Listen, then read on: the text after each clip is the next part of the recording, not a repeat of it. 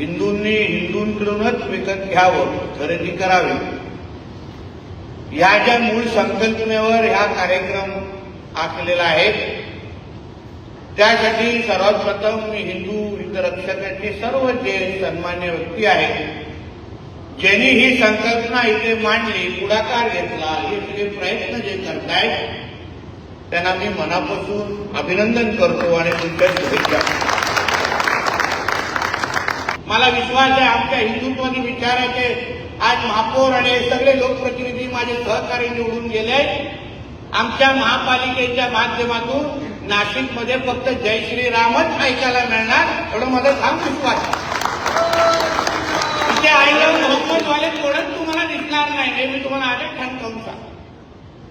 हे 100% काम करतील. काही उरलं असेल तर मला सांगा, मी मुंबईवरून येतो, काही चिंता नाही, काही चिंता नाही. पण हे आपलं राष्ट्र आहे, हे आपलं राज्य आहे.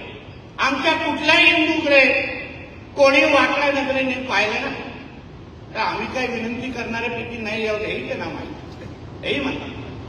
हे म्हणून आपण कडवट होणं, आपला धाक आणि भीती निर्माण करणं, काही हिंदू समाजाचं काम आहे. कशाचं तुम्ही एकजुटीने एकत्र आलात, अशा पद्धतीच्या कार्यक्रमाच्या निमित्ताने जे जे विचार इथे मांडले, तुमच्या माध्यमातून फक्त 5-5 लोकांपर्यंत पोहोचवा, 50ची अपेक्षा नाही, फक्त 5 लोकांपर्यंत.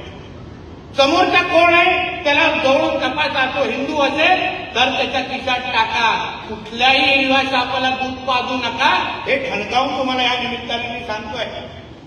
आपल्या कुंभमेळाव्याकडे लक्ष ठेवा, आजूबाजूला फिरलं पाहिजे. हे कोणीही अगर तिथे स्टॉल लावायला आले, तो स्टॉल सकट उकडून टाका. आम्ही मंत्रालयामध्ये बसतोय, काही चिंता करू नका, काही चिंता करू नका. हे शेवटी आमचं राष्ट्र आहे, आमची हिंदू राष्ट्राची माती आहे, तिथे कोणालाही आम्ही अशा पद्धतीने सहन करणार नाही. हीच आमची भूमिका घेऊन आज आम्ही सगळेजण काम करतो.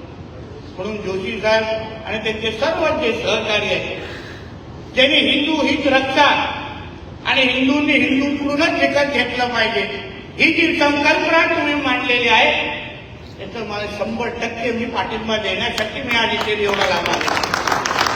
आज सभागृहामध्ये जे प्रत्येकाची आपली जी मागणी होती, आपण हिंदुत्वादी विचाराचं सरकार का निवडत असताना आम्ही जेव्हा महाराष्ट्राच्या कानाकोपऱ्यात गेलो, आम्ही प्रत्येकाला सांगितलं, आदरणीय देवेंद्र फडणवीस साहेबांच्या विचाराचं सरकार, हिंदुत्वादी विचाराचं सरकार निवडून द्या. आम्ही तुम्हाला इथे धर्मांतर विरोधी कायदा आणून दाखवू, त्याची प्रक्रिया आम्ही सुरू करून दाखवली.